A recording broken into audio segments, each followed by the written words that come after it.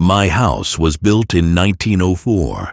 It is a single-family home, wood frame setting on a concrete block foundation. I have been living here for about 12 years. Of all the weird things that my siblings and me have seen or heard in this house, this one event is my favorite. This happened to my brother. About 10 years ago, my brother and his best friends had started a garage band playing mostly Spanish rock, alternative music, but in Spanish. His friends could only get together on Sunday afternoons. They would practice into the early evening. They would usually call it quits by 8 p.m. This was the time I usually showed up and went to bed, 'cause I worked the graveyard shift. This happened in late fall, so the days were getting shorter. They had just finished a long session when the decision to head to someone else's house came about.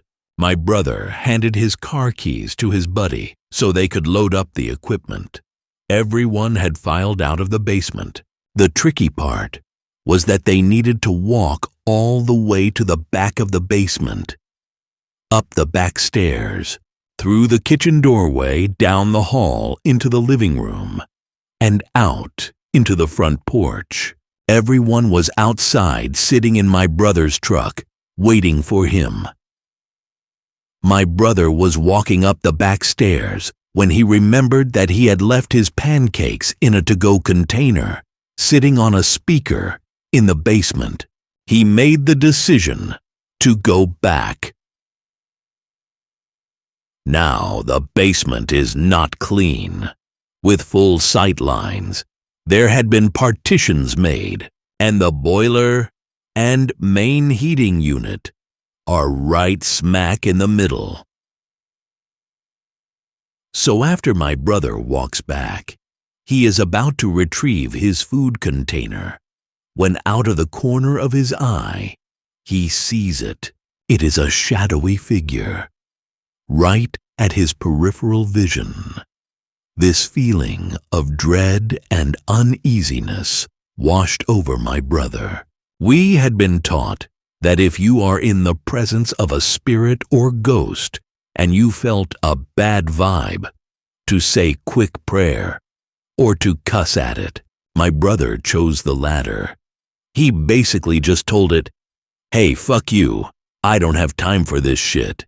My brother started to walk to the back of the basement and briskly up the stairs, closing doors and turning off lights as he was walking out. The last light switch is on the opposite side of the front door. Luckily, the door was open, and the light from the street lamp was flooding the living room with its amber light.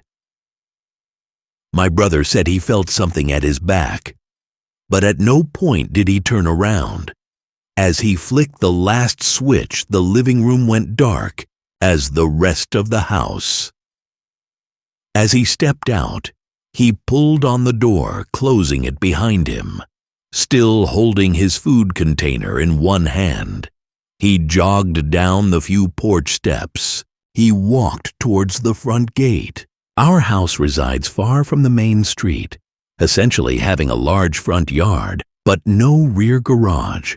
As he closed the gap between himself and his friend-laden truck, he kinda smiled and thought things over in his head. Mad at himself for spooking out when there was no reason, he climbed into the driver's side of the truck, putting on his seatbelt and getting ready to pull out of the parking spot directly in front of the house when one of his friends asked, "Hey, wait, what about your brother?